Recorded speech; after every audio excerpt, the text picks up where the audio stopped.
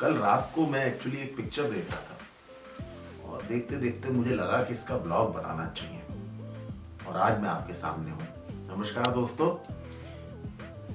नए ब्लॉग में आपका स्वागत है। जैसा मैंने कहा कि कल मैं एक पिक्चर देख रहा था और मैं इतना जो है खो गया उस फिल्म में कि मुझे लगा कि 10 दर्शकों से इसको शेयर करना चाहिए। जी हाँ, फिल्म का नाम है गजनी।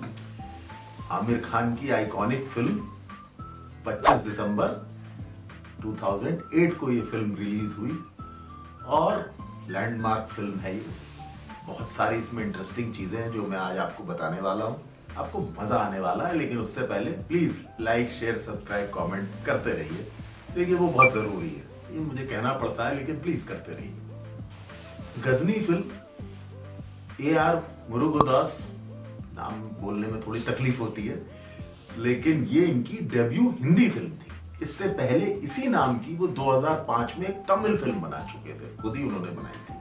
तो इनकी रिटन और डायरेक्टेड बाय AR मुरुगदास थी, जिसका म्यूजिक था AR रहमान, और जो ओरिजिनल थी, और उसमें 3 साल का अंतर था।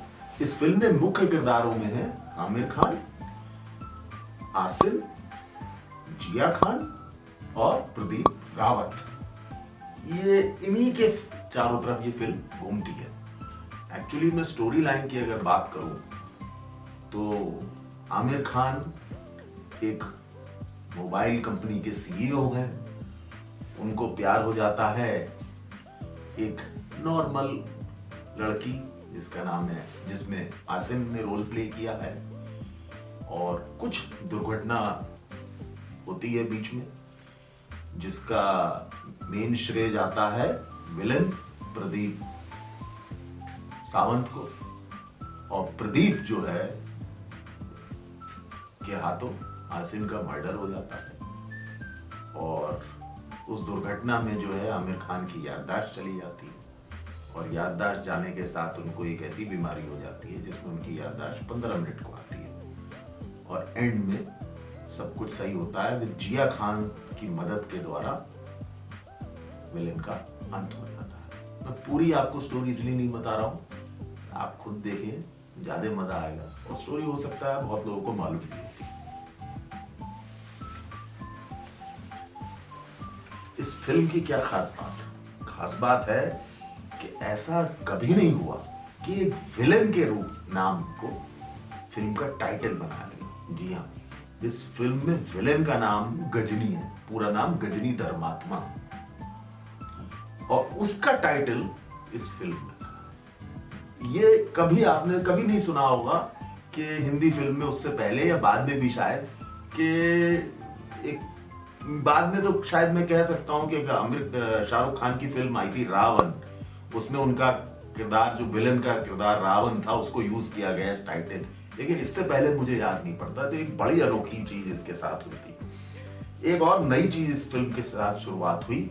ये पहली फिल्म थी जिसने 100 करोड़ का बिजनेस किया। तो जो आज हम बात करते हैं 100 करोड़ क्लब के, 100 करोड़ क्लब में फिल्म चली गई, तो वो उसकी शुरुआत जो है वो गजनी फिल्म से की थी। इस फिल्म में जो कपड़े पहने हैं उसकी स्टाइलिंग की थी वैन हुसैन कंपनी ने, और वो इतना पॉपुलर हो गया वो स्टाइल कि उसको द गजनी कलेक्शन करके उन्होंने रिलीज किया था। और अगर आप फिल्म को ध्यान से देखें तो उसमें आमिर खान ने जो एज CEO कपड़े पहने हैं, उसमें उन्होंने एक जैकेट पहनी है, टाई लगाई है, और शर्ट उनकी हाफ स्लीव्स की शर्ट को फोल्ड करके यहां तक रखा गया है।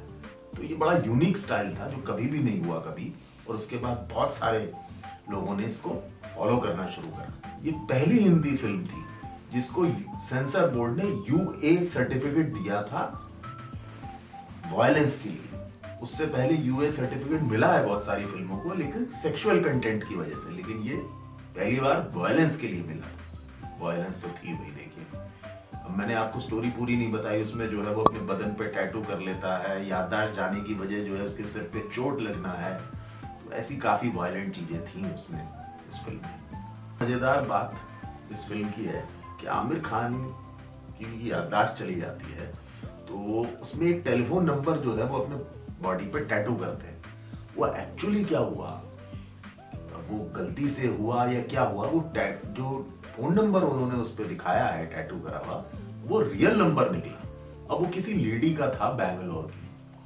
अब फिल्म रिलीज होने के बाद उस नंबर पे लोगों ने कॉल करना शुरू कर दिया। इतनी कॉल हुई कि बेचारी इतनी हैरेस हो गई, आई डोंट नो उनको कैसे निपटा ये मैटर, कैसे प्रोड्यूसर्स ने उसको सॉर्ट किया होगा, लेकिन ये बड़ा मजेदार किस्सा था इस फिल्म के साथ। जब ये फिल्म बनना शुरू हुई तो प्रोड्यूसर्स को आमिर खान के ऑपोजिट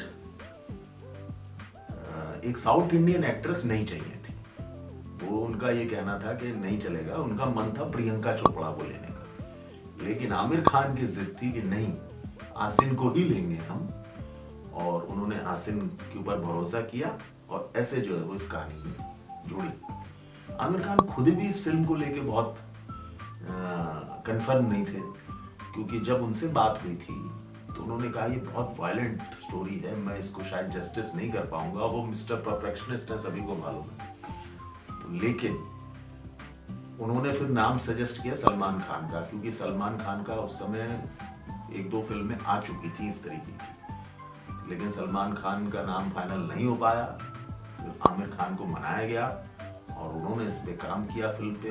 उन्होंने इसको स्क्रीन पे लिखने में भी मदद करी और खैर डायरेक्शन में तो खैर वो हमेशा ही इन्वॉल्व रहते हैं और एक्टिंग की। एक और किस्सा इसके साथ है कि अनिल कपूर ने अपने इंटरव्यू में कहा, जब वो हॉलीवुड गए काम करने, कि हॉलीवुड के जो बहुत ही फेमस डायरेक्टर हैं क्रिस्टोफर नोलन, जिन्होंने बड़ी बड़ी हिट फिल्में दी हैं, और उन्होंने ये बात कही कि क्रिस्टोफर नोलन बड़े नाराज हुए क्योंकि उनको ये लगा कि उनकी एक फिल्म मोमेंटो जो उनकी रिलीज हुई थी उससे उसकी ये कॉपी है गजनी, और उनका ये कहना था कि ना तो मुझे इसके बदले में कोई राइट्स के बदले में कोई पैसा मिला, ना क्रेडिट मिला, कुछ भी नहीं मिला।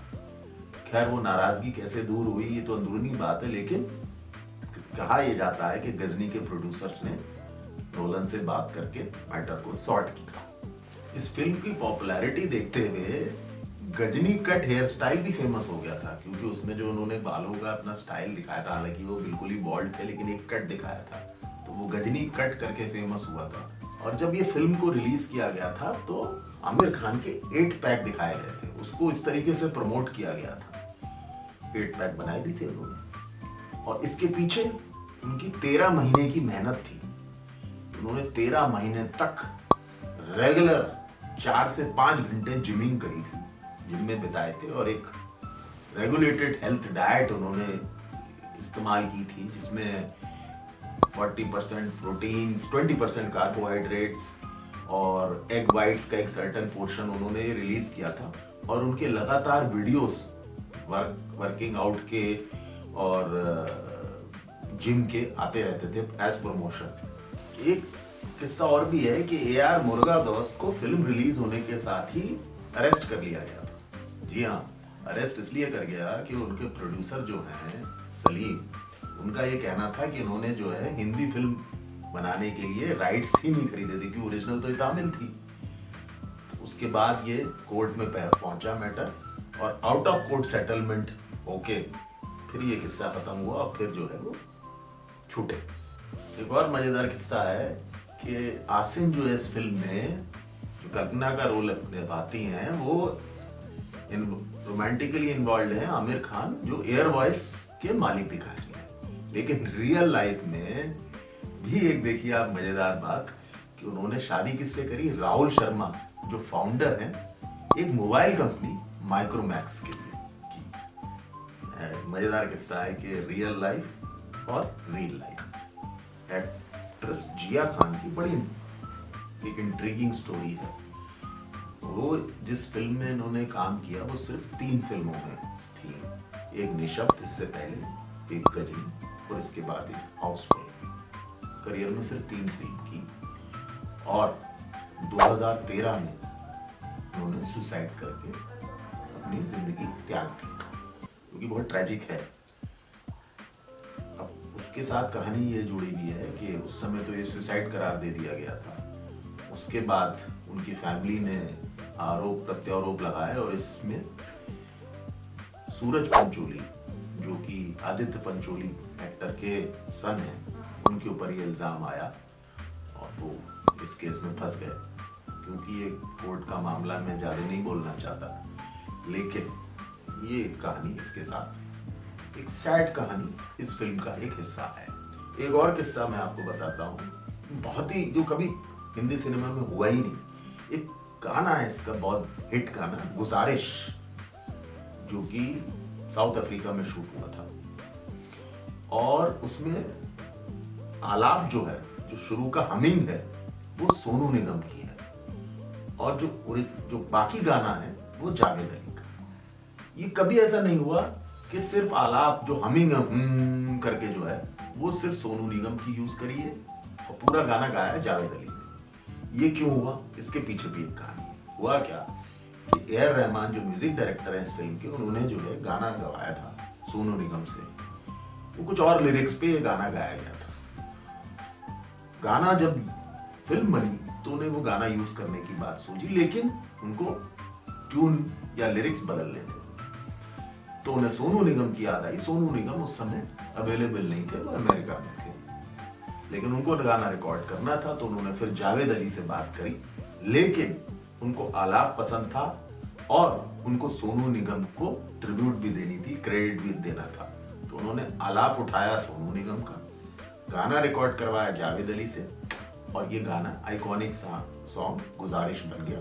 और आप कभी भी बात करें, किसी इंटरव्यू में भी कहें, सोनू निगम के इस आलाप की चर्चा जरूर होगी, और वो इसको अपने करियर का एक माइलस्टोन मानते हैं। जिया खान की मैंने बात की आपसे, जिया खान की मदर जो है रबिया खान, उनको लॉन्च किसने किया था? आमिर खान के फादर ताहिर हुसैन ने, अपनी एक फिल्म दूल्हा बिकता है 1982 में। दोस्तों, गजनी एक क्लासिक फिल्म बनी, उसकी वजह बहुत सारी चीज, एक्टर्स की वजह से, स्टोरी की वजह से, परफॉर्मेंसेस की वजह से, म्यूजिक की वजह से, लेकिन एक और था इसका यूनिक सब्जेक्ट। इसमें जो है एक सब्जेक्ट ऐसा लिया गया, इंटेरोग्रेड एमनीजिया। इसका मतलब ये होता है, मैं कोई डॉक्टर नहीं हूं, लेकिन फिर भी मैं लेमैन की भाषा में समझाता हूं। इसमें ऐसा होता है कि जो चोट लगती है आमिर खान के, उसके बाद इनको ये डिजीज हो जाती है। इसमें जो है आदमी की याददाश्त बिल्कुल नहीं जाती, पुरानी बातें कुछ उसे याद रहती हैं, और नई बातें जो हैं उसे वो भी याद नहीं रहती, वो उसको छोटी छोटी गैप्स में याद रहती हैं। जैसे इसमें फिल्म में दिखाया है शॉर्ट टर्म मेमोरी लॉस, उसको 15 मिनट की बात याद रहती है। ये जो नॉर्मल एमनीजिया होता है, जिसे हम रेट्रोग्रेड एमनीजिया कहते हैं, जो फिल्मों में जब उससे पहले तक दिखाया जाता था, उसके मुकाबले में डिफरेंट है। उसमें क्या होता था कि पहले जो है आदमी की याददाश्त चली गई, ऐसा होता था कि पुरानी बातें भूल गया, नई याद रखा, ऐसा ही होता था ना।